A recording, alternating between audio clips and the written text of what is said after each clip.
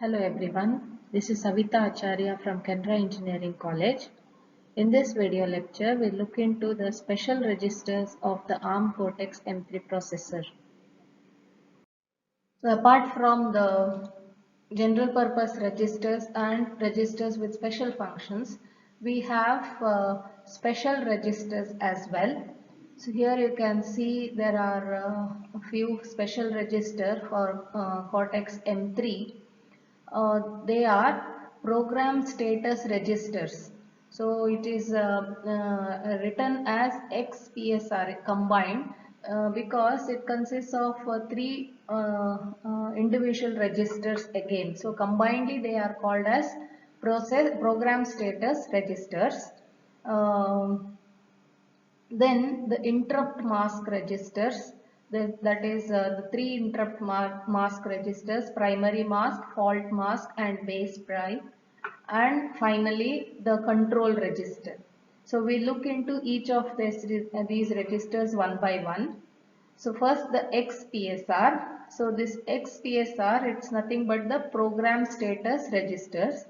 This provides arithmetic and logic processing flags. That is, it has got flags which will be updated or modified based on the result of some arithmetic or logical operation, or the execution status and current executing interrupt number.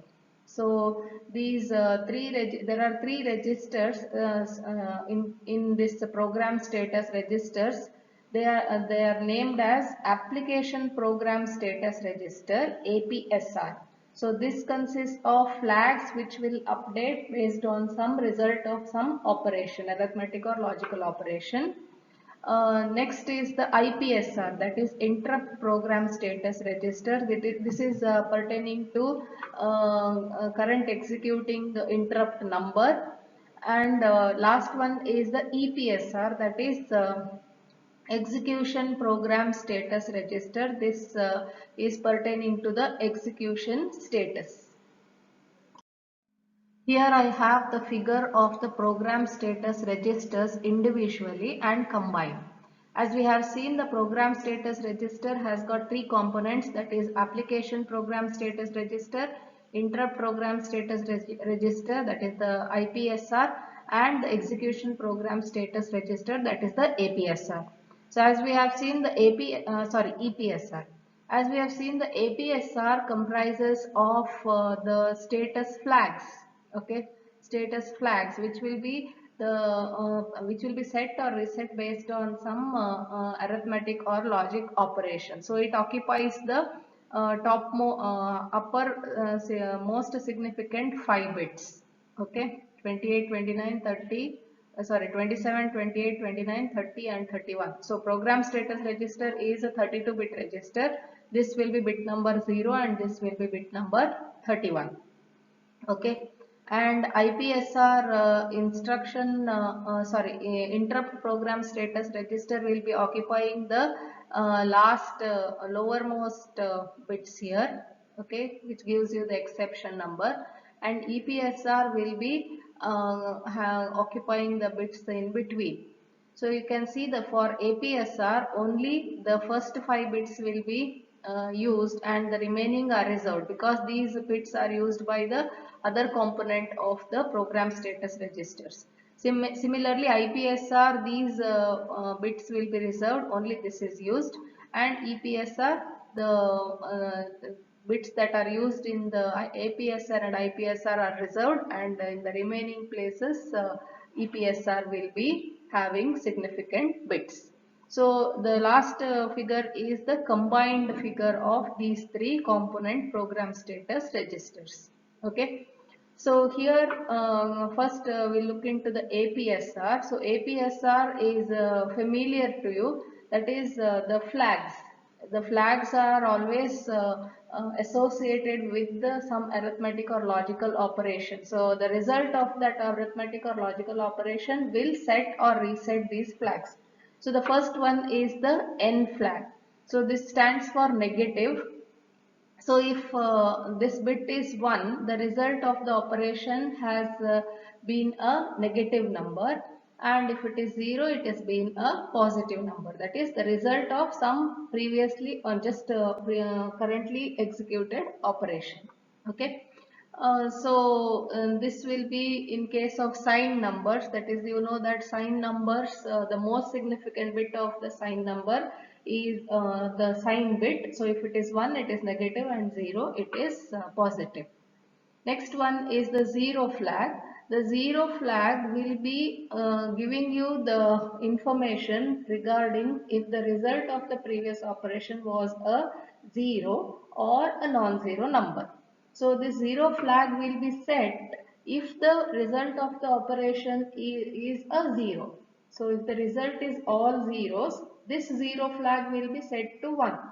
If it is a non-zero, then this zero flag will be 0. So this is also helpful in compare instructions when you want to compare two numbers. If the two numbers are equal, then the zero flag will be set, and if they are unequal, the zero flag will be not set. Next one is the carry flag. So this is pertaining to unsigned addition or subtraction. Okay. So whenever you are trying to add two numbers and it results in a carry, then this carry flag will be set. Also, in case of subtraction, it will be inverse of a borrow. So if there is no borrow, the flag will be set, and if it is a borrow, if there is a borrow, the flag will be not set. The V flag or the overflow flag, this stands for, this is associated with the signed addition and subtraction. This carry flag is for unsigned addition and subtraction, and this is for overflow flag is for signed addition and subtraction. So this flag will be set when you are trying to add two numbers, assigned numbers, and an overflow occurs. So what do you mean by overflow? So whenever you are trying to add two numbers and the result of this operation is the more than the number that the register can store. Okay. So the register is capable of storing some maximum value. If your result is beyond this, then the overflow flag will be set. So if it is a 0, that means there is no overflow flag. The Q bit of the APSR is called as the sticky saturation flag. This bit will be set when an overflow or saturation occurs due to the execution of some enhanced TSP instructions. So we will not be discussing about this here because we will not be using any TSP instructions in our course. This is called as sticky because once this flag is set, it cannot be cleared by any other instruction. Okay, by the execution of any other instruction, it cannot be cleared. It should be done by special instructions. Coming to IPSR, that is the Interrupt Program Status Register. IPSR occupies the least significant 8 bits, that is bit number 0 to bit number 7. So 2 power 8 is equal to 256. That means this exception number can vary from 0 to 256. That means this Cortex M3 can handle around 240 interrupts. So that is why these many bits are reserved for exception number. So this area of the program status register indicates which exception the processor is currently handling. Next, the EPSR, the bits are named as ICI bar IT. These are bit number 10 to 15, and this is bit number 25 and 26.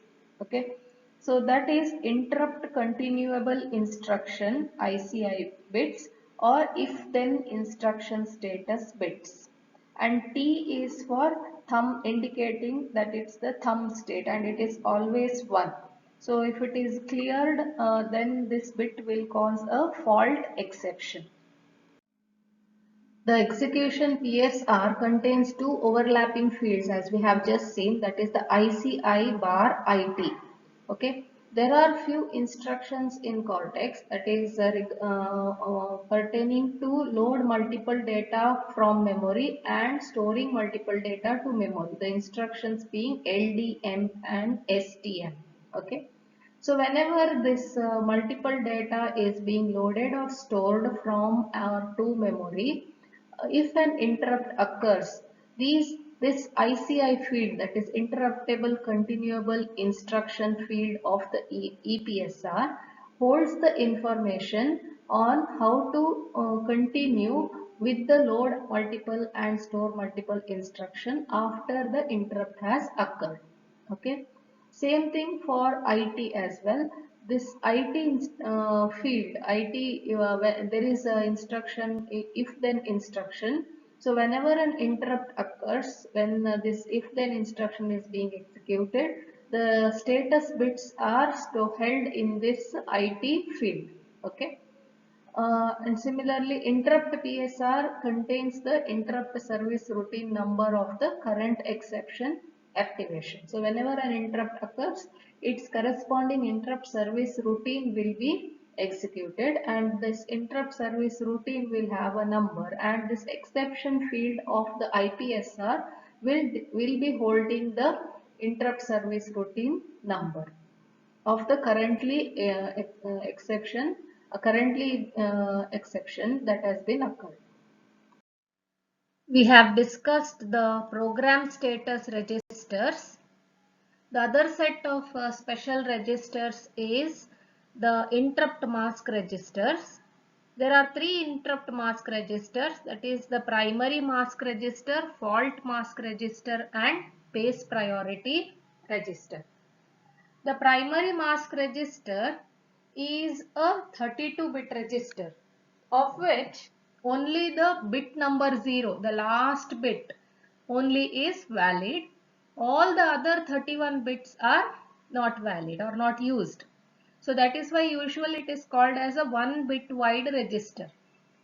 This primary mask register can disable all the interrupts except non-maskable interrupt and hard fault exceptions. Now, as you know, these interrupts and exceptions are unexpected events that occur to disrupt the normal flow of execution of instructions in a processor. So an interrupt is some unexpected event that occurs from outside the process, and exception is some unexpected event that occurs within the processor. Okay.